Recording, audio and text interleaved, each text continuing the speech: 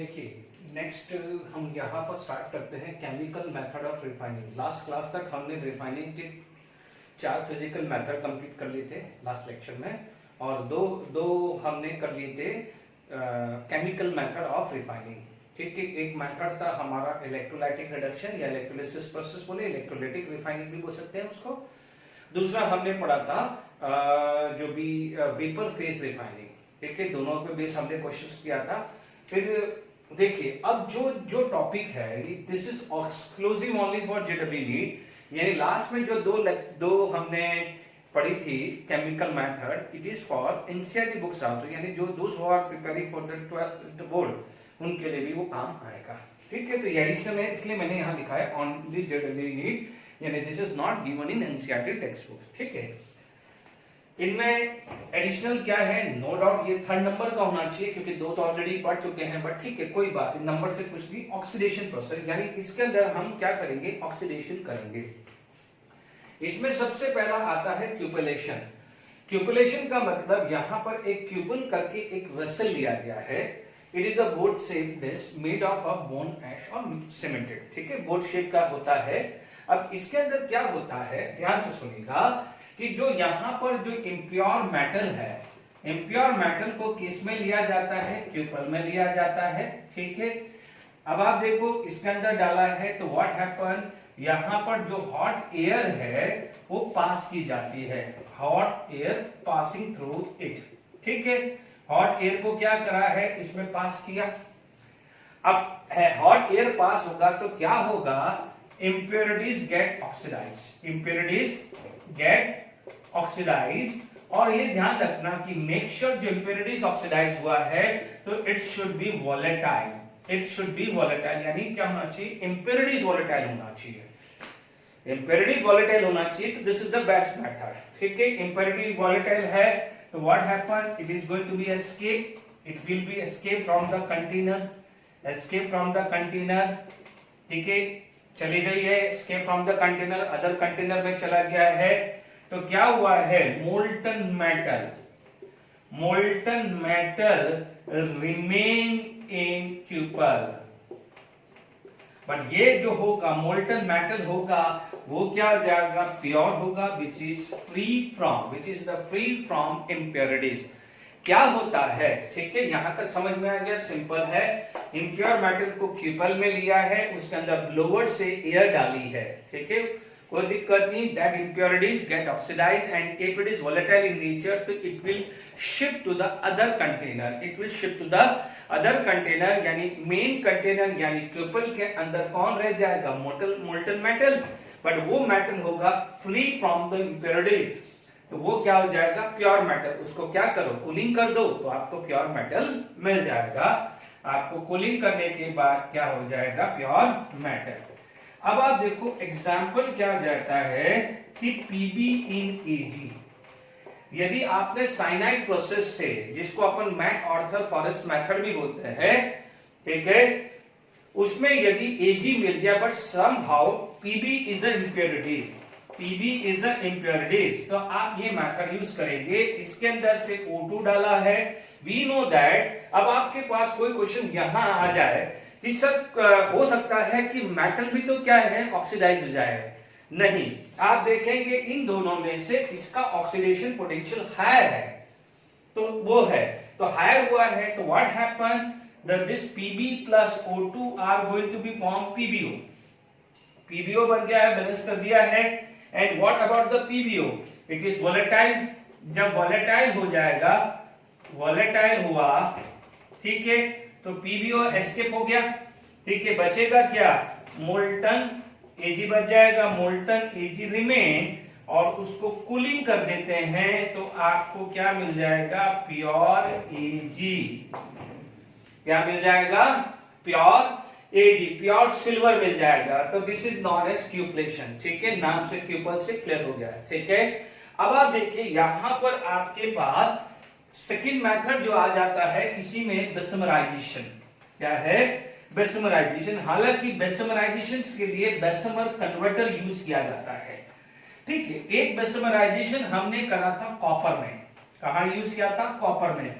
क्योंकि मैं वहां पर बात कर चुका हूं। तो एक बेसिमल कन्वर्टर क्या था, कॉपर।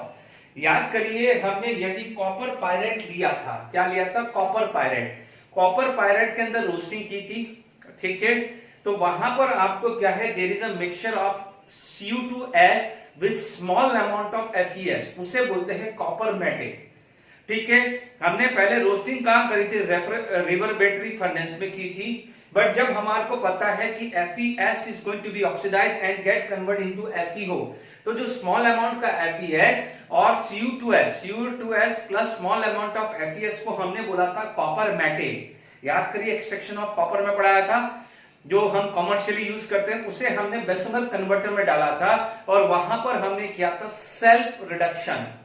सेल्फ रिडक्शन या ऑटो रिडक्शन याद आ रहा है, तो वो ऑलरेडी कवर कर चुका हूं। तो एक तो वो मेथड है डेसिमलाइजेशन का, वो ऑलरेडी कवर कर चुका हूं, तो मैं दूसरा वाला ले रहा हूं, ठीक है ना। तो दोनों मेथड याद रखना है, ठीक है। तो सेकंड वाला जो आ जाएगा वो आ जाता है डेसिमलाइजेशन में आयरन का, ठीक है। क्या हो जाएगा, डेसिमलाइजेशन, ठीक है। Decimalization mainly use for the preparation of steel, यानी प्रिपरेशन ऑफ स्टील के लिए ये काम आता है। Is it clear? ये क्वेश्चंस काफी बार पूछे गए हैं। आपको पता है पिग आयरन, देखिए पिग आयरन की बात करें तो pig iron have a 4% carbon, ठीक है, along with impurity like silicon, like carbon तो है ही है, फास्फोरस आ सकता है, Mn आ सकता है, एटसेट्रा। Is it clear? तो these are the impurities like this, okay, इनके साथ इंप्योरिटीज है। अब इसके अंदर क्या हो जाएगा, ब्लोअर से हमने क्या करा, एयर यानी ऑक्सीजन पास कराया, ठीक है, ठीक है। आप ध्यान रखिए, इसे पायरोमेटलर्जी भी बोलते हैं, क्यूपल में भी पायरोमेटलर्जी है और इसमें भी पायरोमेटलर्जी है। कई बार क्या बोलते हैं, पायरो ऑक्सीडेशन भी बोलते हैं। पायरो ऑक्सीडेशन का मतलब आप ऑक्सीडेशन कर रहे हो by using the higher amount of heat भी, तो ये भी ध्यान रखिएगा। तो आपने ब्लोअर से हुआ है। अब आप देखो पिग आयरन है, ये जो कार्बन था C+O2 are going to be form CO। Silicon जो था, सिलिकॉन था, it is going to be convert and it is going to be form silica, silica बन जाएगा। मान लीजिए आपके पास Mn है, Mn+O2 are going to be form MnO, ठीक है। तो यहां पर आप बैलेंस कर दीजिएगा, हाँ बैलेंस ही है, जैसे ये 2 है 2। बट ध्यान दीजिए ये दोनों क्या है, आप समझ लीजिए कार्बन मोनोऑक्साइड है, तो कार्बन मोनोऑक्साइड क्या हुआ, एस्केप होके चला गया। तो मैं इन दोनों की बात कर रहा हूं, तो here MnO plus SiO2 are going to be form MnSiO3, जिसको हम बोलते हैं स्लैग। और वो स्लैग क्या हो जाएगा, फ्लोट करता है कहां पर, मेटल के ऊपर। तो ये क्या हो जाएगा, स्लैग को हम इजीली रिमूव कर सकते हैं। तो एक इंप्योरिटी सिलिकॉन चली गई, एक इंप्योरिटी Mn चली गई, और कार्बन क्या है कि most of the carbon CO बन के कंटेनर से बाहर चला गया। डन। अब आप देखो, अब आपके पास बच जाता है फास्फोरस।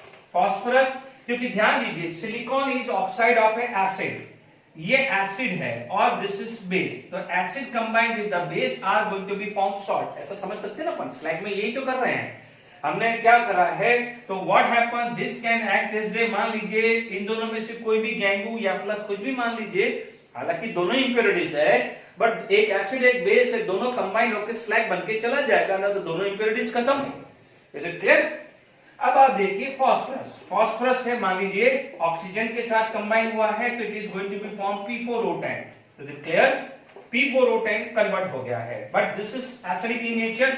तो क्या होता है कि इस डेसिमलाइजेशन के अंदर हम लाइमस्टोन भी डालते हैं या लाइम डाल दें, ठीक है। लाइमस्टोन काहे के लिए डालते हैं, ये लाइमस्टोन इसलिए डालते हैं कि जो P4O10 बन रहा है वो कैल्शियम ऑक्साइड के साथ कंबाइन होकर कैल्शियम फॉस्फेट बना दे।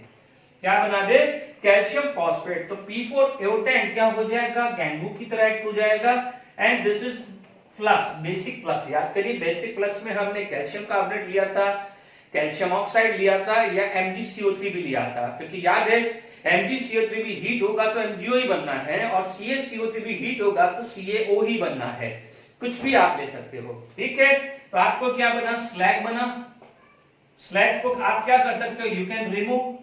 बिकॉज स्लैग क्या हो जाएगा, मेटल सरफेस के ऊपर फ्लोट हो जाएगा, आप इजीली उसको निकाल सकते हो। तो ये खत्म, यानी सारी इंप्योरिटीज खत्म होगी, कार्बन भी कम हो गया है। तो what happen after this process, after this process it is going to be only 1% carbon, यानी 1% कार्बन रह जाता है।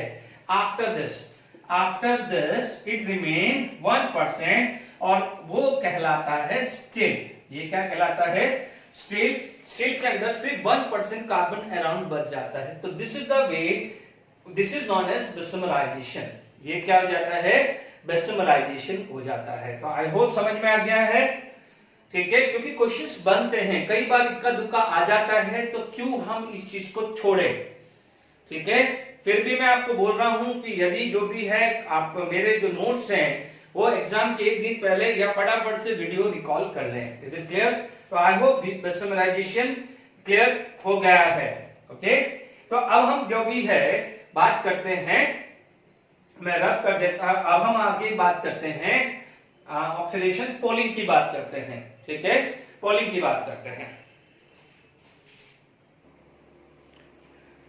पोलिंग प्रोसेस पे अपन क्या बात कर रहे थे, अभी जो बात कर रहे थे, देखिए पोलिंग प्रोसेस के अंदर क्या करते हैं, हमारे पास ग्रीन कोल या ग्रीन वुड, जिसको अपन पोल बोलते हैं, है ना, ये क्या होता है, फ्रेशली कट। हम क्या करते हैं कि जो भी कोई भी ट्री है उसमें से जो वुड है, जो ग्रीन वुड है, ग्रीन वुड को फ्रेशली कट करते हैं, ठीक है। एक बड़ा सा क्या जाता है, कंटेनर लिया, ओके। अब आप मान लीजिए इसके अंदर क्या है, फ्रेशली कट क्या है, वुड रखते हैं, ठीक है। फ्रेशली कट क्या है, वुड रखते हैं। तो व्हाट हैपन, वुड का मतलब क्या हुआ, कार्बन। आप क्या करते हो, उसको हीट करते हो। What you are going to do, you are going to provide the heat. इसको आप क्या कर रहे हो, हीट कर रहे हो। तो व्हाट हैपन, यहां पर सबसे पहले जो ग्रीन वुड था जिसके अंदर कार्बन था, it is supposed to convert into CH4, it is going to be convert into CH4। यानी वहां पर क्या होगा कि जब आप इस फ्रेशली कटेड को हीट करोगे, है ना, तो इसको हीट करोगे, तो what happen, this first carbon is supposed to convert into CH4। अब मान लीजिए आपके पास क्या है, if you want to remove the impurities from carbon, तो क्या हो, सॉरी कॉपर, तो यहां पर मान लीजिए सबसे पहले मान लीजिए इंप्योरिटीज ऑफ कॉपर। यदि मैं पहली बात करूं तो इंप्योरिटीज ऑफ कॉपर की बात करूं, इंप्योरिटीज ऑफ कॉपर, यदि कॉपर में से इंप्योरिटीज रिमूव करना है, तो व्हाट वी कैन डू, यहां पर मान लीजिए कॉपर ऑक्साइड प्लस CH4, तो it is going to be convert into CH4 plus CO2 plus H2O। That means यहां पर क्या हो जाएगा, this is going to be oxidise, this is going to be oxidise, तो in that case this is going to be reduce. यानी क्या हुआ है कि यहां पर आपने कॉपर ऑक्साइड डाल दिया है along with the green would, green would के साथ कॉपर ऑक्साइड डाल दिया है और आप उसको हीट कर रहे हैं। तो ग्रीन वुड से जो CH4 यानी मीथेन गैस निकल रही है, it will reduce the copper oxide. Simple सा लॉजिक है। अब आप देखिए बाकी जो है CO2 क्या है, वो बाहर निकल जाएगा। और you know copper is unable to react with the water, copper water के साथ रिएक्शंस नहीं करेगा, बिकॉज यू, ठीक है। तो ये चीज का ध्यान रखिएगा। तो आपको ये जो कॉपर है वो प्योर कॉपर मिल गया है। Is it clear to all of you? Similarly यदि मान लीजिए इंप्योरिटीज ऑफ टिन की बात करें, इंप्योरिटीज ऑफ टिन की बात करें, तो इंप्योरिटीज ऑफ टिन में क्या होता है, SnO2, सिंपल है, SnO2 combined with the CH4, it is going to be formed Sn plus CO2 plus water। Is it clear to all of you? आप देख लीजिए यहां पर आपको जो भी बैलेंस करना है, you can balance the things। Is it clear? यदि देख लीजिए तो यहां पर मेरे पास बैलेंस करना है, तो आप ये क्या निकल जाएगा, प्योर आ जाएगा। Is it clear to all of you? तो this is the method by using the pure copper and pure tin आ जाएगा। Please balance the question. आप, मैं टाइम वेस्ट नहीं कर रहा हूं क्योंकि मैं चाहता हूं कि MCQ फटाफट से आओ, एडिशनल प्रैक्टिस। ध्यान दीजिएगा, मैंने 2 लेक्चर बनाए हैं रिफाइनिंग ऑफ मेटलर्जी में, रिफाइनिंग ऑफ मेटल में। पहला पार्ट था जिसके अंदर वो सारा कवर कर दिया जो NCERT में इंक्लूडेड है, यानी जो बच्चा सिर्फ NCERT पे फोकस कर रहा है तो वो भी ध्यान दे दे। बट ध्यान रखना उसमें जेडब्ल्यू मेंस और नीट के क्वेश्चंस हो जाते हैं। आज का जो लेक्चर है उसमें जो एडिशनल जो है वो मैं कर रहा हूं। Is it clear? तो ये चीज का ध्यान रखिएगा। तो यहाँ पर आपके पास प्रिपरेशंस आ गई है। Is it clear to all of you? ठीक है, यदि यहाँ पर कॉपर ऑक्साइड भी हो सकता है या CuO भी हो सकता है। चलिए मैं CuO ले लेता हूँ, कोई दिक्कत नहीं, तो आसान हो जाएगा मुझे बैलेंस करना भी। ठीक है ना, तो कोई बात नहीं, Cu2O और CuO कुछ भी आ सकता है 4, क्योंकि आपको कॉपर ऑक्साइड होना चाहिए मिक्सचर। ठीक है, यहाँ पर आपके पास 4 आ गया है क्योंकि मेरे को यहाँ 2H2O लेना है। Is it clear? यहाँ पर मान लीजिए मैं यहाँ 2 लेता हूं तभी मैं यहाँ 2H2O कर पाऊंगा, तो ये भी 2 आ जाएगा। Is it clear? तो बैलेंस भी मैंने कर दिया है। तो this is known as poling process. The poling process is used to purify the copper and tin. ठीक है, तो अभी हमने जो जो पढ़ रहे हैं ध्यान से समझ लीजिए। पॉलिंग प्रोसेस काय के लिए यूज हुआ है? कॉपर और टिन के लिए। क्यूपुलेशन क्या हुआ है? It is for the purification of silver from the PB. Cupellation में पीबी को हटाने के लिए यूज किया जाता है। हालांकि जिंक भी हो तो जिंक भी क्यूपुलेशन से कर सकते हैं, because zinc can have a more oxidation potential as compare to copper. ठीक है, अब आप देखिए यहां पर एक और मेथड जो आता है which is known as parting process. This is known as parting process. यदि मैं पार्टिंग प्रोसेस की बात करूं, ठीक है, पार्टिंग प्रोसेस की बात करूं तो याद आ रहा है कि जो भी मैकआर्थर फॉरेस्ट मेथड से हमें क्या है, यदि मान लीजिए मैंने यहां पर फॉर गोल्ड, यानी ये किसके लिए आता है? गोल्ड के लिए आता है। मान लीजिए MacArthur Forrest cyanide method मैंने यूज किया है ना। अब मेरे पास क्या हो जाएगा, इस मेथड के अंदर मेरे पास क्या आ गया है? मेरे पास गोल्ड आ गया है, मेरे पास कॉपर आ गया है, मेरे पास सिल्वर और जिंक या पीबी मान लीजिए। यानी मुझे चाहिए गोल्ड, मुझे क्या चाहिए? Gold. I want pure gold. तो मेरे पास क्या हो जाएगा? This can act as a impurities, this can act as a impurities. ठीक है, अब इम्प्योरिटीज हो जाती है तो मेरे पास क्या हो जाएगा? इम्प्योरिटीज रिमूव करने के लिए 2 सेक्शन बन जाते हैं। इम्प्योरिटी रिमूव करने के लिए 2 सेक्शन बन जाता है। एक हो जाता है क्यूपुलेशन, जो भी पढ़ा है, और दूसरा क्या जाता है? पार्टिंग मेथड, जो अभी हम सेम हो रहा है।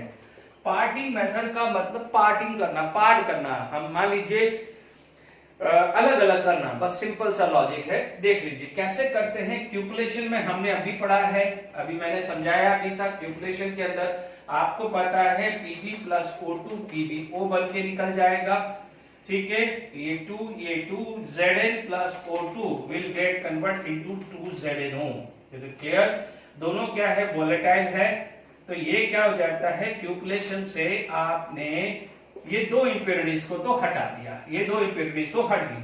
अब ये 2 इंप्योरिटीज ली है, तो यानी सबसे पहले आपने क्या करा है? क्यूपुलेशन। देखिए मैंने जरा ये मेथड जरा अलग लिख दिया है। तो यानी पहले क्यूपुलेशन किया, अब क्यूपुलेशन में से 2 चले गए। तो अब आप देखिए आप फिर किसके साथ चल रहे हो?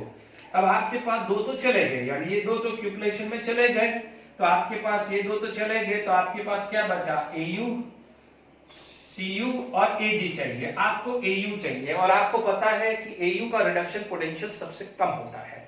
अब आपका पार्टिंग मेथड स्टार्ट होता है, आपका पार्टिंग मेथड स्टार्ट होता है। तो पहला थोड़ा सा मैंने इसका बैकग्राउंड दिया है, जनरली बैकग्राउंड दिया है कि कहां से ये चीज आ जाती है। अब आप देखेंगे पार्टिंग मेथड में क्या हुआ है कि जब CuAg आया है, ठीक है, तो यानी मान लीजिए मैं वापस से लिख देता हूं, तो मैं बोलूंगा आफ्टर क्यूपुलेशन। आफ्टर क्यूपुलेशन आपके पास क्या क्या बच गया है? Au, Cu and Ag। ठीक है, ये बच गया है। अब इसके अंदर आपके पास क्या आया है? Au, Cu, Ag। अब हम क्या करते हैं? इसके अंदर H2SO4 या नाइट्रिक सॉल्यूशन डालते हैं। ठीक है, कोई भी एसिड सॉल्यूशन डालते हैं। यू नो ये जो दोनों है, तो इसके अंदर क्या होता है? कि आपके पास क्या होता है कि CuNAg are soluble, CuNAg are soluble हुआ, यानी कॉपर और सिल्वर सॉल्युबल हुआ है। और हमें यह भी पता है कि प्लेटिनम और गोल्ड क्या है, इनर्ट है। जैसे कुछ बच्चे होते हैं ना कि जिनको कितना भी बोल दो नहीं पढ़ते, ठीक है, हालांकि पढ़ना चाहिए, अब 12th है तो वो वाली बात है। तो अब आप देखिए CuAg are soluble whereas Au are insoluble, Au are insoluble। अब ध्यान रखना है कि Au का जो परसेंटेज होना चाहिए लेस देन 30%। क्या होना चाहिए, लेस देन 30%। जब यदि आपका कंसंट्रेशन, यानी मान लीजिए आपने मिक्सचर लिया है, इन तीनों का मिक्सचर लिया है और उसमें Au का रखा है कंसंट्रेशन आपने 30% से लेस, यानी राउंड ऑफ मान लीजिए, अज्यूम कर लीजिए 25% जनरली कॉमर्शियली लिया जाता है, कॉमर्शियली या जनरली एक स्टैंडर्ड फॉर्म लिया जाता है कि गोल्ड का 25% हो तो एक अच्छा रहता है, यानी 75% रिमेनिंग हो जाते हैं। तो उसमें क्या है, Au और Ag सॉल्युबल होता है, ध्यान रखना है ना, ये नोट करके लिख देना, बाद में जब ये समझा दूं, ठीक है। मान लीजिए कोई बच्चा बोलता है कि नहीं मुझे Au मोर देन 30 चाहिए, Au मोर देन 30% चाहिए। तो जब Au मोर देन 30% होता है तो Au, Ag और कॉपर यदि पास होता है H2SO4 या HNO3 में से, तो इस केस में एसिड कैन नॉट अटैक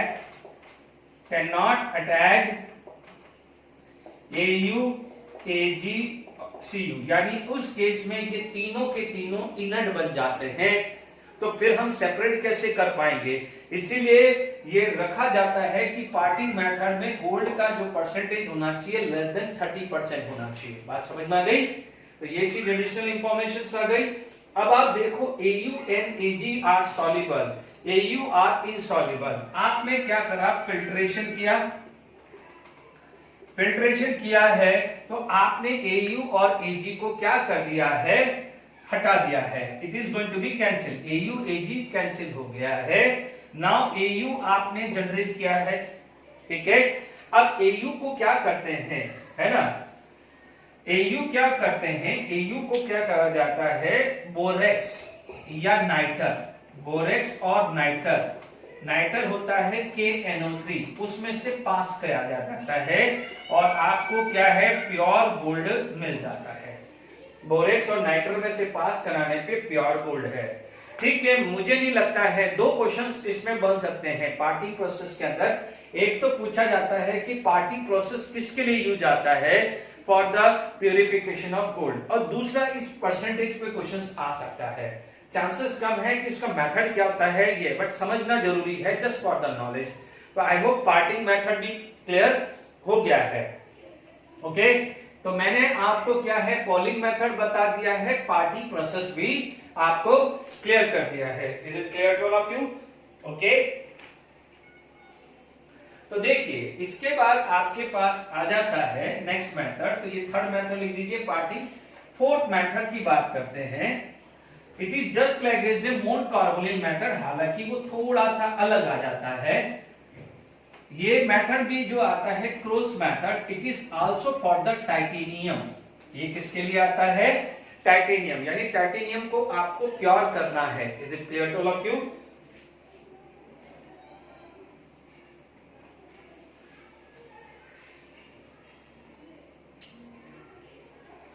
क्या गया है, क्रॉल्स मेथड, ठीक है, बिल्कुल सिंपल है, ज्यादा दिमाग नहीं लगाना है।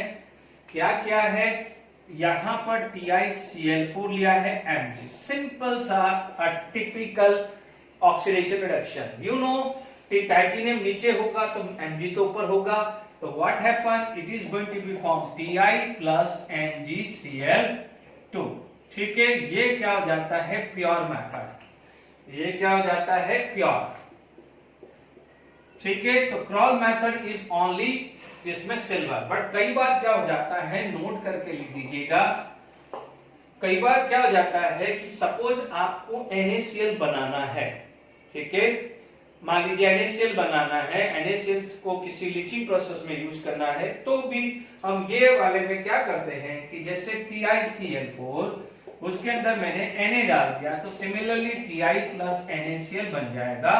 इसको शायद कुछ इंडियन मेटल रिफाइनिंग IMR बोलते हैं, इंडियन मेटल रिफाइनरी में काम किया जाता है।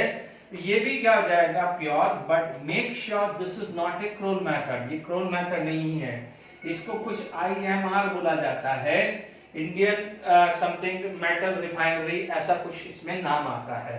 Is it clear? But crawl method सिर्फ ये है, ये नहीं है, ध्यान रखिएगा। ठीक है, NaCl को यदि आपको आगे कहीं काम करना है, लीचिंग प्रोसेस में कहीं यूज लेना है, तो वी कैन यूज दिस से। अच्छा, मेरे एकदम दिमाग में आया क्लोरीन देख के, जैसे मान लीजिए अभी हमने क्या करा था कि HNO3 का यूज किया था पार्टिंग करने के लिए, पार्टिंग यानी Cu Ag अलग कर दिए थे और Au अलग कर दिया था, तो सम टाइम कई बार HNO3 की जगह क्लोरीन भी यूज कर सकते हैं, तो नोट कर देना, सिंपल, उसका कोई जरूरत नहीं है कि instead of HNO3 Cl2 can be use, इतना लिख देना है ना, कहीं पढ़ रहे हो तो आ जाए। तो आई होप क्रोन मेथड भी क्लियर हो गया है। ठीक है, अब आप देखिए इसके बाद हमारे पास आ जाता है पुडलिंग मेथड। क्या आ जाता है? Puddling method. Is it clear to all of you? या पुडलिंग प्रोसेस बात कर लेते हैं। ओके, नेक्स्ट क्या जाता है? Puddling method, puddling process. Puddling process की बात कर रहे हैं, है ना? पुडलिंग प्रोसेस की बात करें तो पुडलिंग प्रोसेस के अंदर क्या होता है कि जैसे अभी हमने मेसमराइजेशन किसके लिए यूज किया था? स्टील के लिए। इसको क्या होता है कि it is use for preparation of wrought iron from the cast iron. ठीक है, यहां पर जैसे इसका फ्लो चार्ट सिंपल बनाना है तो आपके पास क्या है? Cast iron. ठीक है, कास्ट आयरन के अंदर से क्या करा है? You will remove the impurities. Impurities क्या हो जाएगा? रिमूव क्या है? इम्प्योरिटीज रिमूव कर, इम्प्योरिटीज रिमूव लाइक क्या क्या थी? सल्फर था, सिलिकॉन था, एमएन, फॉस्फोरस, कार्बन, इस टाइप के क्या है? इम्प्योरिटीज को क्या है? रिमूव किया है, तब जाके क्या है? रॉट आयरन बनेगा। क्या बनेगा? Wrought iron. Is it clear? और bessemerisation is method used for the preparation of steel, यानी puddling process it is used for preparation of wrought iron. Wrought iron बनाने के काम आ जाता है। देखो एक्चुअली क्या है तो purification, it is not a preparation method. Cast iron में क्या हो जाता है? ये 3% होता है। ठीक है, और रॉट आयरन में क्या होता है? Fe 99% होता है, और जो इम्प्योरिटीज होती है लाइक दिस, जो बच जाती, इनमें से जो बच जाती है वो लगभग 1% होता है। रॉट आयरन या मेलेबल आयरन जो भी बोलते हैं। तो आप देखेंगे कि ये process it is just like as a bessemerisation. ठीक है, मेसमराइजेशन के जैसे ही होता है, बट इसके अंदर क्या हो जाता है कि यहां पर हेमेटाइट की लाइनिंग कर देते हैं। जैसे वहां पर क्या था? ब्लोअर से एयर पास कराते हैं। क्या करते हैं? ब्लोअर से एयर पास कराते हैं, यानी oxygen can act as a oxidising agent, oxygen can act as a oxidising agent. But यहां पर क्या करा जाता है? हेमेटाइट या मैग्नेटाइट का यूज करके, मोस्टली तो लाइनिंग, हेमेटाइट की लाइनिंग कर देते हैं। तो what happen? This is going to be oxidised and going to be convert into the metal oxide, यानी हेमेटाइट या मैग्नेटाइट FeO में कन्वर्ट हो जाता है, यानी उनका रिडक्शन। मोस्टली Fe3O4 होता है, Fe2O3 से Fe3O4 और Fe3O4 से क्या बन जाता है? FeO। ठीक है, तो यहां पर क्या होता है? ये फर्क आ जाता है। इस फर्क को अपन देख लेते हैं फटाफट से।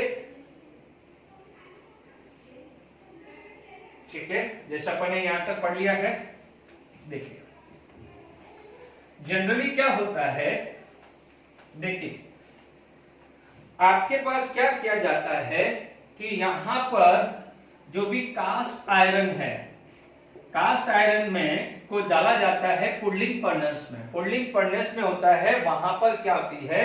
जैसे डाला, किसमें डाला है? Puddling furnace. पुडलिंग फर्नेस के अंदर क्या होता है?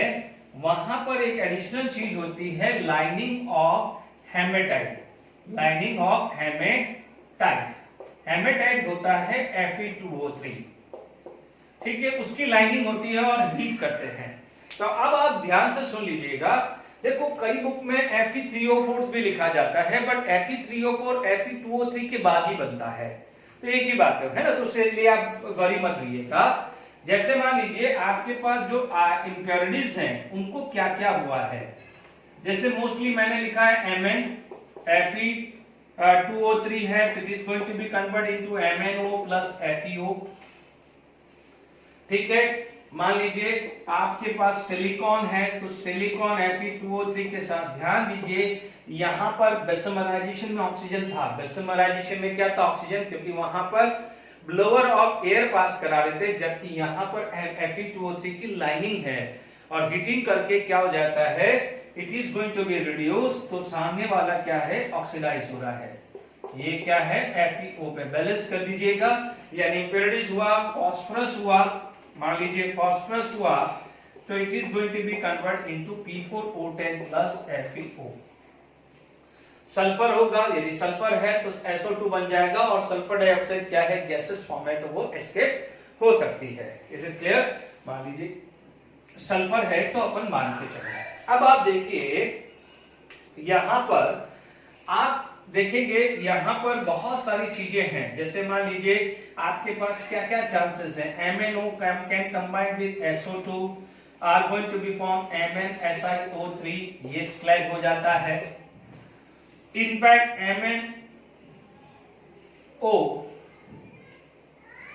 MnO क्या है, ये बेस, ये एसिड हुआ, ठीक है। अब मान लीजिए ये MnO can combine with this, ये भी हो सकता है। आप देखेंगे ये दोनों आपस में कंबाइन हुआ है, या मान लीजिए आपके पास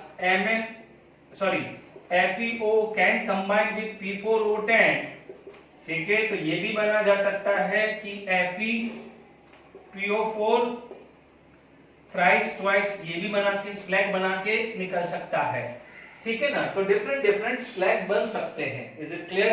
कार्बन होगा तो कार्बन क्या हो जाएगा, it is going to be convert into carbon monoxide, carbon can convert into carbon monoxide and carbon monoxide can convert into carbon dioxide, ठीक है। तो अब आप देखिए, तो जो इंप्योरिटीज है वो रिमूव होगी, impurities can be remove like this, can be remove, ठीक है। तो अब आप देखिए इंप्योरिटीज आपको रिमूव होगी in the form of slag, slag form में निकल जाएगी, ठीक है ना, क्योंकि अंदर हम नहीं देख रहे हैं, हमें MnO SiO2 के साथ रिएक्शन कर रहा है या MnO फॉस्फेट के साथ रिएक्शन कर रहा है, गॉड नोस। FeO क्या है, फॉस्फेट के साथ रिएक्शन कर रहा है, किसको पता है, स्लैग बन गया है, बाहर निकल रहा है। तो ये क्या हो जाएगा, एक अजम्पशन किया जाता है कि बेस एसिड के साथ कंबाइन हो रहा है, या ये बेस एक एसिड के साथ कंबाइन हो रहा है। Oxide of a metal are basic in nature and oxide of a non metal are acidic in nature, तो स्लैग बनके इंप्योरिटीज निकल रही है। Is it clear? अब आप देखिए यहां पर, तो ये इस तरह से जो आपके पास क्या है, इंप्योरिटीज रिमूव होने के बाद जो कार्बन था 3%, वो भी क्या है, CO या CO2 बन के बाहर चला गया है, तो that is going to be 99% या 99 से 99.9% Fe जाता है, उसे बोला जाता है रॉड आयरन या मेलेबल आयरन बोला जाता है। तो आई होप पुडलिंग प्रोसेस भी क्लियर हो गया है। पुडलिंग प्रोसेस और बेसमराइजेशन में एक बार और फर्क समझ लीजिए, दोनों में तरीका सेम ही है, दोनों में तरीका सेम यही है कि वहां पर ऑक्सीजन ग्लोवर से डाला जाता है, जबकि यहाँ पर पुडलिंग फर्नेस के अंदर हेमेटाइट की लाइन होती है, चारों तरफ हेमेटाइट की लाइनिंग की जाती है।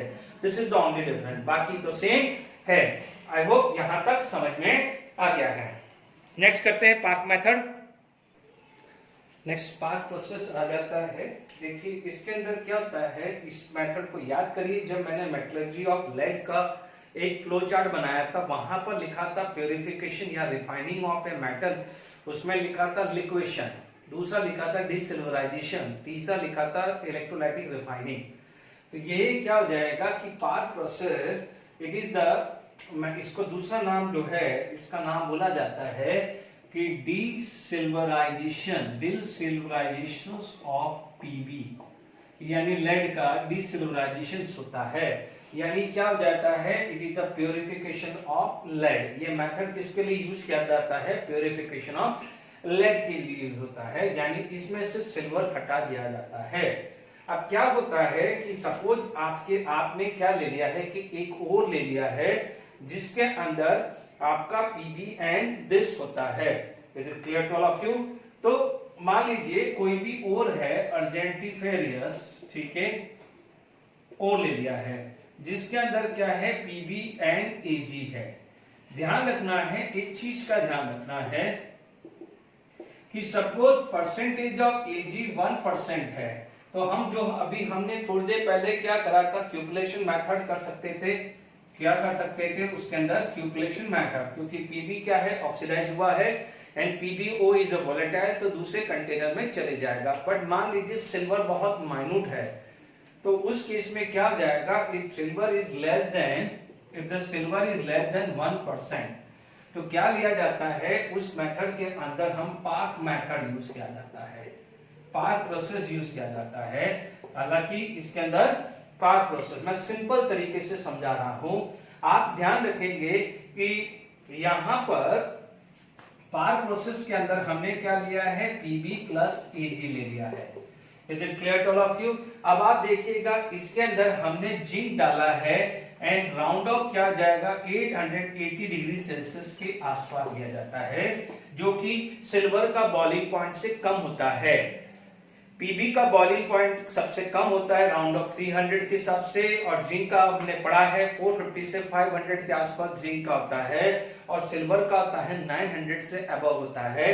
तो जस्ट बॉइलिंग पॉइंट जो सिल्वर के जो जस्ट नीचे हम लेते हैं, तो यहां पर एक दो कॉम्बिनेशन हो जाता है कि क्या होता है कि सिल्वर, इसमें एक चीज इंपॉर्टेंट है कि जो नोट कर लीजिएगा, यहां पर एक नोट करना है कि silver is highly soluble in molten Zn as compared to Pb।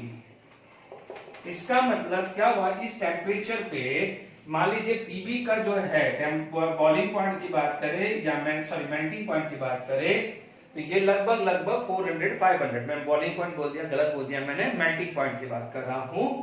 तो यहां पर क्या हो जाएगा, पीबी मोल्टन फॉर्म में है और जिंक मोल्टन फॉर्म में है, ठीक है। पीबी मोल्टन फॉर्म में है, दो पार्ट बन जाएंगे, एक पीबी मोल्टन फॉर्म और एक जिंक मोल्टन फॉर्म बन जाएगा, क्योंकि यहां पर टेम्परेचर क्या आ गया है, more than their melting point. अब आप देखिए यहां पर भी क्या है, Ag आएगा, बट यहां पर भी Ag आएगा, बट आपको पता है in which case it is more soluble, तो ये सॉल्युबल ज्यादा है जिंक में। तो ये अज्यूम किया जाता है कि इनका जो परसेंटेज है, यहां पर सिल्वर का यदि 1 है तो यहां पर सिल्वर क्या हो जाता है 300, यानी it is just like 300 time इतना सॉल्युबल होता है, 300 टाइम। इसका मतलब मोस्ट ऑफ द सिल्वर वो तो जिंक के साथ चला गया, यानी ऑलमोस्ट यहां पर ये माना जाता है कि लगभग 0.004% सिल्वर रहता है, इतना होता है, तो लगभग 0.04, तो ऑलमोस्ट प्योर सिचुएशन में चला जाता है। ये ऑलमोस्ट क्या हो जाएगा, ऑलमोस्ट पीबी क्या हो जाता है, प्योर हो जाता है, क्योंकि ये तो लगभग न के बराबर ही हुआ है ना। अब आप देखो इन दोनों को सेपरेट करना है, तो होता क्या है कि यहां पर मान लीजिए इसमें जो भी होता है तो दो लेयर बन जाती है, क्या बन जाती है, दो लेयर। तो दो लेयर, जैसे मान लीजिए कुछ इस टाइप का कोई डायग्राम है, ठीक है, और रफली मैं बना रहा हूं, मान लीजिए ऐसा कुछ है, या आप सिंपल बात कर लेते हैं, ठीक है।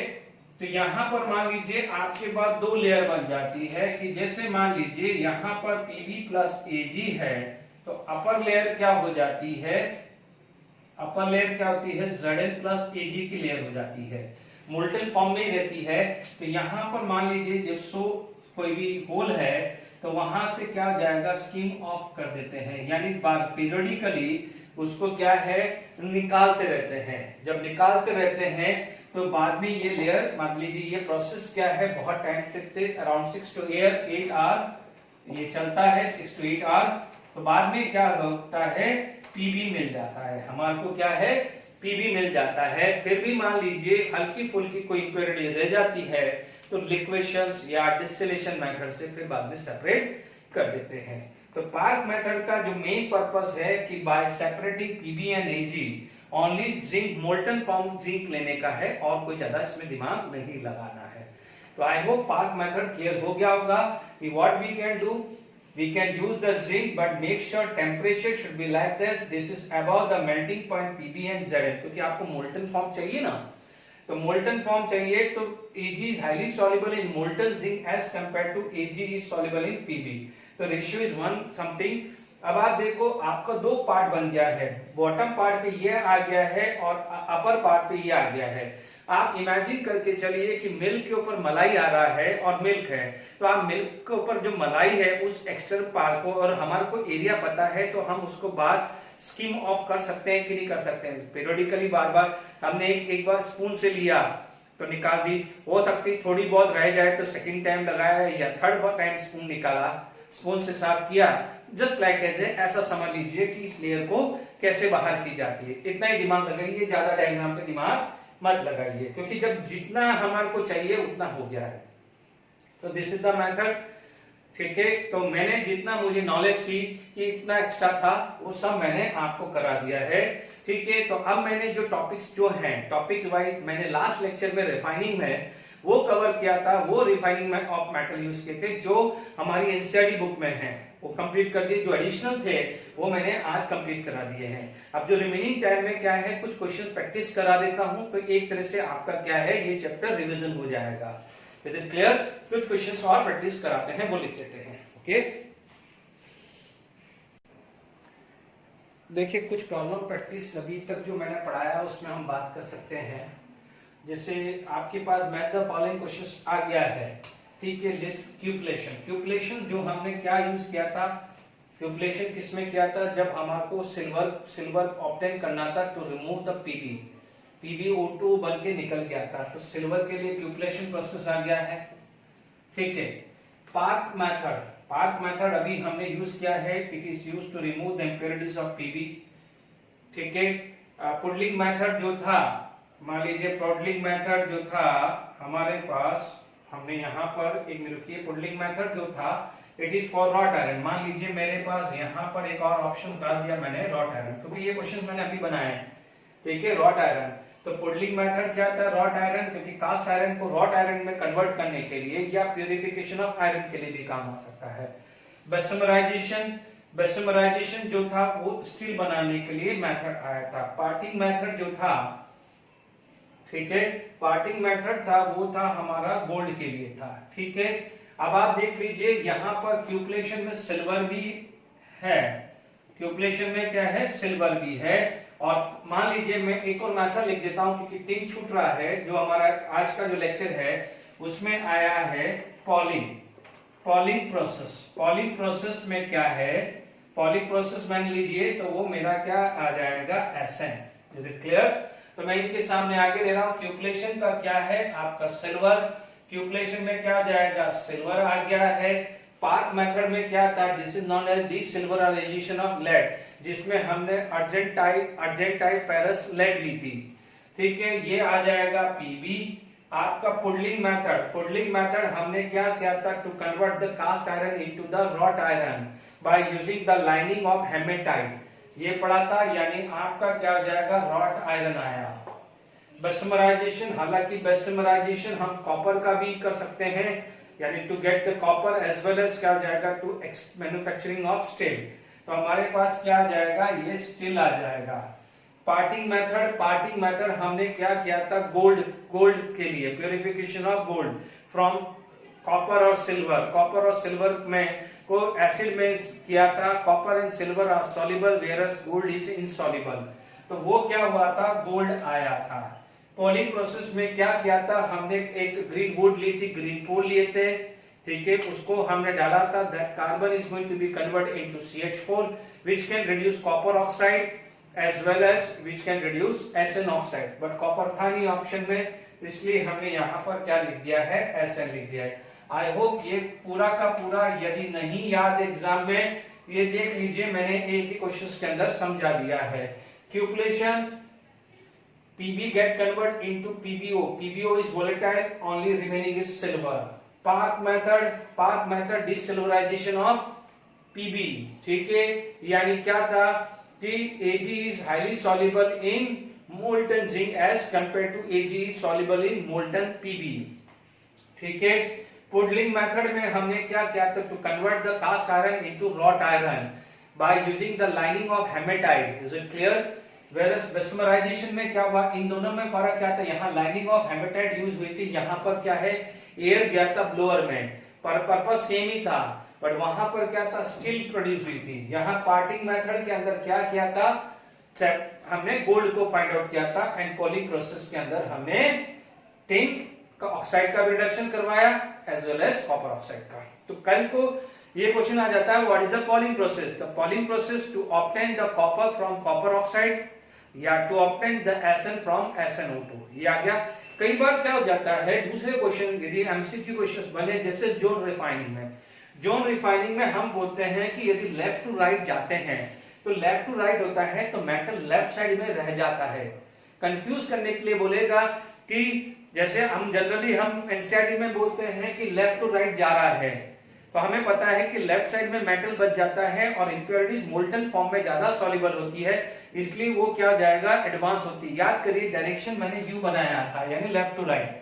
कल को कंफ्यूज करने के लिए आपसे बोल जाएगा कि डायरेक्शन दे देगा राइट टू लेफ्ट, और हमारे दिमाग में वो पिक्चर रहेगी लेफ्ट साइड की, तो ध्यान रखना डायरेक्शन कहां दिया है. कल को उसने बोल दिया कि राइट टू लेफ्ट हीटर जा रहा है, तो यदि राइट टू लेफ्ट हीटर जा रहा है तो मेटल क्या होगा, कहां रहेगा, ढंग से समझना. जोन रिफाइनिंग में डायरेक्शन यहाँ है तो यहाँ मेटल बच जाएगा, और जोन रिफाइनिंग में डायरेक्शन यहाँ है तो यहाँ मेटल बचेगा. गलती नहीं होनी चाहिए. ये क्वेश्चन बन सकता है, आपको कंफ्यूज कर देगा. ठीक है, चलिए. Solubility of Ag molten Zn Pb 3000 this, क्योंकि इसमें हायर होता है इसमें लोअर, तो 300/1 सिंपल है. Actual reducing agent in the haematite is carbon monoxide. ये फटाफट से मैंने टाइम वेस्ट किए बिना मैंने आपको समझा दिया. और क्वेश्चंस लेते हैं हम. देखिए मैथ द फॉलोइंग. देखिए मैं जनरली ट्राई कर रहा हूं कि मैथ द फॉलोइंग क्वेश्चंस ज्यादा ला दूं, तो क्या है क्योंकि एमसीक्यू होगा तो एक सिंगल प्रोसेस के बारे में होगा, मैथ द फॉलोइंग होगा तो पूरा का पूरा रिवाइज हो जाएगा. जैसे मान लीजिए आपके पास रिएक्शंस है और ये कहां किस किस प्रोसेस में मिलता है. आप देखिएगा this is known as slag formation. ये जो है ए क्या है, स्लैग फॉर्मेशन. स्लैग फॉर्मेशन मिलता कहां है, स्लैग फॉर्मेशन कहां मिलता है, स्मेल्टिंग और बिस्मराइजेशन में. कैल्सिनेशन में तो स्लैग बनता नहीं है ना, डिस्प्लेसमेंट मेथड में होता नहीं, इसमें एक एटम किसी दूसरे एटम को तो डिस्प्लेसमेंट कर ही नहीं रहा है. स्मेल्टिंग में होता है, यस स्लैग बनता है, और थर्माइट प्रोसेस में भी नहीं होता है ये बिस्मराइजेशन. Is it clear? तो स्लैग फॉर्मेशंस आपके पास आर और टी में आ गया है, क्योंकि आप देखेंगे स्लैग कब बनता है, जब आप हीटिंग करते हो, इन प्रेजेंस ऑफ एयर करते हो, तभी तो बनेगा. या तो वो डिकम्पोज हो जाएगा, या मतलब डिकम्पोज हो जाएगा, यानी या तो कैल्शियम कार्बोनेट है तो डिकम्पोज होगा, या कोई एलिमेंट है तो ऑक्सीडाइज होकर उसका ऑक्साइड बन जाता है. तो आर और एट ये स्लैग बनता है. स्लैग कहां बनता है, देख लीजिए स्मेल्टिंग में और बिस्मराइजेशन में ही बताया है, थर्माइट प्रोसेस में नहीं बताया है. This is known as thermite process. Thermite process है, यस ये तो सर एस है. दूसरा क्या है, one metal can displace another metal, तो ये क्या हो जाएगा, डिस्प्लेसमेंट मेथड भी कहलाएगा. Is it clear to all of you? क्यू है, डिस्प्लेसमेंट मेथड भी कहलाएगा. Is it clear? तो एक का आर टी और दूसरे का क्यू एस. देख लीजिए थर्माइट प्रोसेस, ओके. दूसरा डिस्प्लेसमेंट भी तो कह सकते हैं कि एल्यूमिनियम डिस्प्लेस Mn. ठीक है, Cu2s. ठीक है, हम लोगों ने कहा पढ़ा था, बिस्मराइजेशन में पढ़ा था. ठीक है, यहां पर बिस्मराइजेशन हमने पढ़ा है. ठीक है, अदरवाइज यहां पर यदि सेल्फ रिडक्शन होता तो हम काम कर सकते हैं. कैल्सिनेशन हो नहीं रहा, डिस्प्लेसमेंट कर नहीं रहा, स्मेल्टिंग हो नहीं रही, थर्माइट प्रोसेस है नहीं, तो बचा सिर्फ बिस्मराइजेशन. इसको क्या बोलते हैं, कैल्सिनेशन बोलते हैं, और तो कुछ बोल ही नहीं सकते. इसको हम क्या बोल सकते हैं, या तो लीचिंग प्रोसेस बोल सकते हैं या डिस्प्लेसमेंट मेथड दे सकते हैं. आराम से शांति से देख लो. ये क्या था, स्लैग। स्लैग कब बनता है, जब लोअर से एयर पास कराते हैं। कहाँ कहाँ कराया था, याद करिए, कैल्सिनेशन रोस्टिंग में स्लैग नहीं बना है, चेक कर लो आप। कहाँ बना है, स्मेल्टिंग में बना है, जब आप कार्बन के साथ रिडक्शंस कर रहे हो या बस्मराइजेशन कर रहे हो। ठीक है, ये क्या है, नो डाउट थर्माइट प्रोसेस है, बट हम इसको डिस्प्लेसमेंट भी तो बोल सकते हैं। डिस्प्लेसमेंट का मतलब हमने क्या पढ़ा था, मेटल डिस्प्लेसमेंट या नॉन मेटल डिस्प्लेसमेंट पढ़ा था। तो डिस्प्लेस मेथड भी क्यों बोला वो भी क्लियर हुआ है। ये हमने बस्मराइजेशन या सेल्फ रिडक्शन में पढ़ा था, इसलिए सेल्फ रिडक्शन ऑप्शन में है नहीं, तो ओनली बस्मराइजेशन टिक किया है। It is the removal of moisture यानी कैल्सिनेशन, एंड ये तो डिस्प्लेसमेंट मेथड। यदि लीचिंग होता तो लीचिंग भी टिक कर सकते थे। आई होप क्लियर हो गया है। अब आप देखिए हेमेटाइट, आपने यहां पर हेमेटाइट और किया है यानी एक्सट्रैक्शन ऑफ आयरन, उसमें क्या क्या प्रोसेस किए हैं आपको क्लियर हो गया है। जब आप हेमेटाइट करते हैं तो आप क्या करते हो, उसमें से वाटर वेपर हटाते हैं, लाइक दिस। ये तो क्या है, एल्यूमिनियम है हेमेटाइट, तो आप कैल्सिनेशन करते हो। ठीक है, फिर क्या करते हैं, रिडक्शंस बाय कार्बन या carbon monoxide at different temperature करते हो। स्लैग फॉर्मेशन ड्यूरिंग रोस्टिंग या स्मेल्टिंग एंड बस्मराइजेशन होता है। तीनों चीज पड़ी हुई है। आप इलेक्ट्रोलाइटिक रिडक्शन आयरन में नहीं था, एल्यूमिनियम के ऊपर था।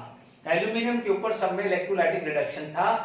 पीबी कॉपर एचजी के अंदर सेल्फ रिडक्शन था। जो बीच में आ जाता है उन्हें स्मेल्टिंग या बस्मराइजेशन बोलते हैं।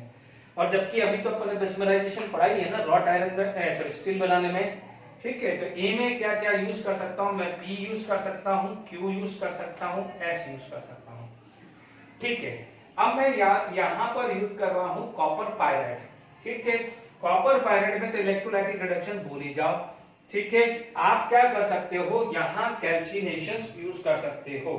ठीक है, कॉपर पायराइड में आप क्या कर सकते हो, बट यहां पर कैल्सिनेशन तो कॉपर पायराइड में आएगा कहां से, क्योंकि ये तो सल्फर है, तो कैल्शियम ये भी नहीं आएगा, ये भी नहीं आएगा, रिडक्शन बाय कॉपर होता ही नहीं है। Slag formation during roasting and bessemerisation copper में किया था कि नहीं किया था, याद आ रहा है। बस्मराइजेशन याद करिए, सेकंड मेथड कॉमर्शियल मेथड, तो हमारे पास क्या हो जाएगा, ओनली पी आ जाएगा, ओनली पी आ जाएगा। कैरनाइट, कैरनाइट में क्या होता है, ध्यान दीजिए, this is the structure of carnallite. एलाई से मैंने हैलाइट का ओर बताया था, एलाई से क्या बताया था, ओर बताया था। Is it clear. अब आप देखिए यहां पर क्या है, हैलाइट का ओर चल रहा है, तो आप देखेंगे पहले तो मॉइस्चर हटाएंगे। क्या हटाएंगे, मॉइस्चर। तो मॉइस्चर हटेगा किससे, कैल्सिनेशन से। जबकि यहां पर पोटेशियम मैग्नीशियम क्लोरीन है, पोटेशियम मैग्नीशियम यानी above then aluminium, above then aluminium होगा तो इलेक्ट्रोलाइटिक रिडक्शन होगा। तो इसके अंदर क्या हो जाएगा, आर और एस आएगा, इसके अंदर आर और एस आएगा, क्योंकि पहले तो कैल्सिनेशन करके वाटर हटाएगा और उसके बाद क्या करेगा, इलेक्ट्रोलाइटिक रिडक्शन करेगा। Is it clear to all of you. Bauxite, bauxite में तो हम पढ़ चुके हैं। बॉक्साइड के अंदर क्या होता है, आपके पास ध्यान से सुन लीजिए, मॉइस्चर हटता है, ऊपर डी वाले में बता रखा है। ठीक है, मॉइस्चर हटता है ना डी वाले में, यानी कैल्सिनेशन आ गया, जबकि एल्यूमिनियम से ऊपर इलेक्ट्रोलाइटिक रिडक्शन, तो इसमें भी क्या होगा, आर और एस आ जाएगा। इसके अंदर भी क्या हो जाएगा, आर और एस। एल्यूमिनियम के साथ कोई भी रिडक्शंस कार्बन और कार्बन मोनोऑक्साइड नहीं कर सकते, ये दोनों एल्यूमिनियम में नहीं है। ये है क्या, आप देख लीजिए, this is the extraction of iron, this is the extraction of copper, this is the extraction of aluminium. तीनों का मैंने रिवीजन भी करा दिया, एक्सट्रैक्शन ऑफ एल्यूमिनियम। ये क्या था, सारे के सारे कन्वर्जन थे, इसका भी रिवीजन हो गया है। ठीक है, एक और क्वेश्चन कर लेते हैं, फिर वाइंड अप करते हैं। क्लियर। देखिए कुछ क्वेश्चंस और लाया हूं, जैसे आपको मैंने लगभग ये मेथड फॉलोइंग में पूरा चैप्टर रिवाइज कर दिया है। टाइम नहीं मिले तो ये जो पांच छह मेथड फॉलोइंग या लास्ट लेक्चर के रिफाइनिंग के जो 2-3 मेथड फॉलोइंग वो कर लो, तो भी पूरा का पूरा लगभग रिवाइज होगा, लगभग रिवाइज। क्यूप्राइट, मैं पहले ये सेकंड कर रहा हूं। क्यूप्राइट आप लोगों ने पढ़ा हुआ है, इट इज द ऑक्साइड ओर। ठीक है, ये क्या हो जाएगा, आर हो जाएगा। सेलुसाइड, PbCO3 कार्बोनेट ओर आ गया है। Carnallite, it is the ore KCl and MgCl2.6H2। Carnallite क्या होता है, क्लोराइड ओर होता है। कैलेमाइन जो आता है, दैट इज द कैलेमाइन क्या होता है, ZnCO3। कैलामाइन क्या होता है ZnCO3, कार्बोनेट ओर में पड़ा हुआ है तो दिस इज Q हुआ है। अब आप देखिए एप्सम क्या होता है MgSO4.7H2O, it is the phosphate ore, है ना, ये आपको सल्फेट ओर हुआ है। अब आप देख लीजिए यहाँ पर मान लीजिए एजुराइट ले लिया, मेलेचाइट ले लिया, तो एजुराइट क्या होता है कार्बोनेट एंड हाइड्रोक्साइड, ठीक है, तो यदि वहां पर कार्बोनेट और हाइड्रोक्साइड हुआ तो वो मिक्सचर आ सकता है। मान लीजिए बॉक्साइड है तो बॉक्साइड को आप ऑक्साइड में डाल सकते हो, ठीक है। मान लीजिए यदि यहाँ पर ऑप्शन में सल्फाइड भी होता है तो we have a different formula, तो मैंने एक बार रिवाइज कर दिया, क्यूपराइड, कॉपर ऑक्साइड, सेल्यूसाइड क्या हो जाएगा PbCO3, कार्नालाइट क्या हो जाएगा KCl.MgCl2.6H2O, it is the chloride ore. Calamine क्या होता है ZnCO3, that is the carbonate ore. Epsom salt क्या हो जाता है, it is equal to MgSO4.7H2O, तो सल्फेट ओर आ गया है। आई होप ये रिवीजन कर लिया है। अब आप देख लीजिए यहां पर आपके पास पीबी का यदि आप देखेंगे तो हमारे पास डिफरेंट मेथड है। पीबी क्या होता है, PbS लिया जाता है, तो सबसे पहले रोस्टिंग की जाती है, पायरोमेटलर्जी की जाती है, क्योंकि आप हीटिंग करेंगे एंड सेल्फ रिडक्शन हो जाएगा, क्योंकि PbHg copper can go for the self reduction.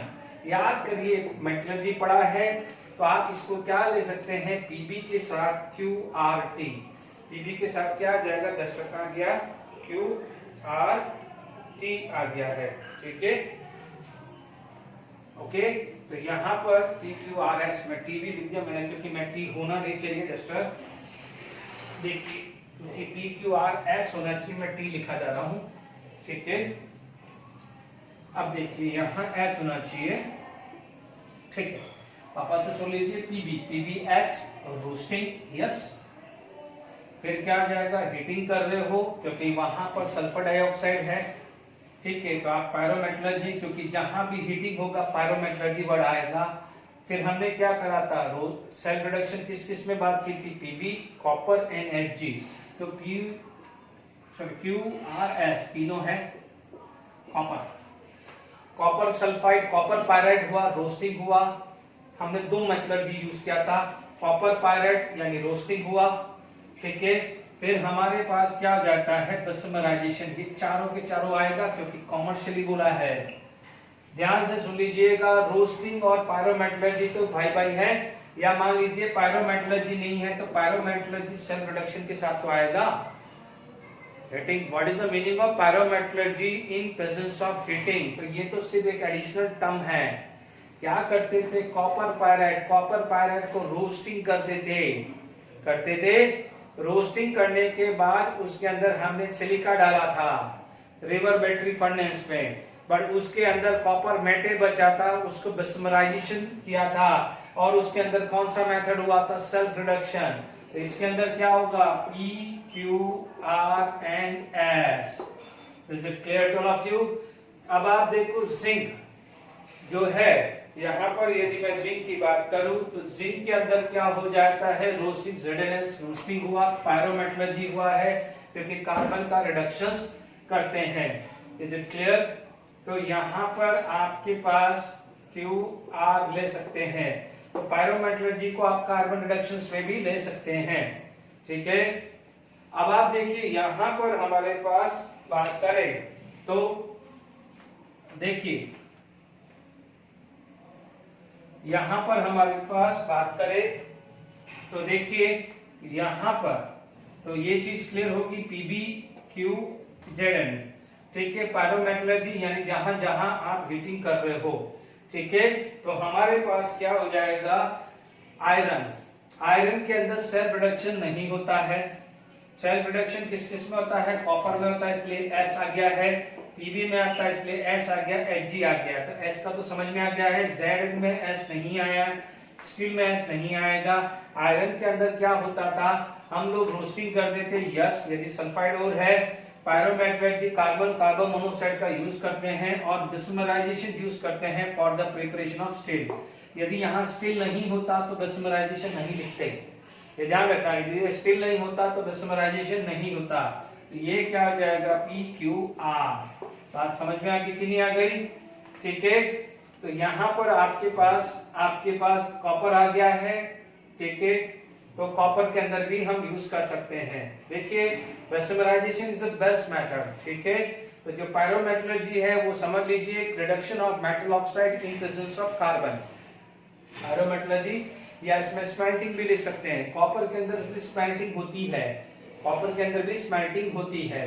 ठीक है, यदि आपको मान लीजिए कॉमर्शियली पूछा है तो आप उसके अंदर ये आर हटा सकते हो, पर रख दीजिए क्योंकि यहाँ पर क्योंकि बहुत कंट्रोवर्सी होती है, क्योंकि कॉमर्शियली बोला है तो दोनों मेथड यूज होता है, बट वो पहला वाला मेथड इसलिए नहीं यूज करते क्योंकि वो थोड़ा एक्सपेंसिव होता है। तो ये थोड़ा सा कॉन्ट्राडिक्टरी क्वेश्चन है, बट कोई बात नहीं। अभी अपन को P का पता है, Q का पता है, रोस्टिंग होता ही है, और S सेल्फ रिडक्शन ही होता है। तो आप चेक कर लीजिएगा यार नहीं होना चाहिए। पीबीएस में तो जा सकते हैं क्योंकि लेड के अंदर तो कार्बन का भी यूज कर सकते हैं और सेल्फ रिडक्शन का भी यूज कर सकते हैं, क्योंकि दोनों है। याद करिए मैंने दोनों बताए हैं।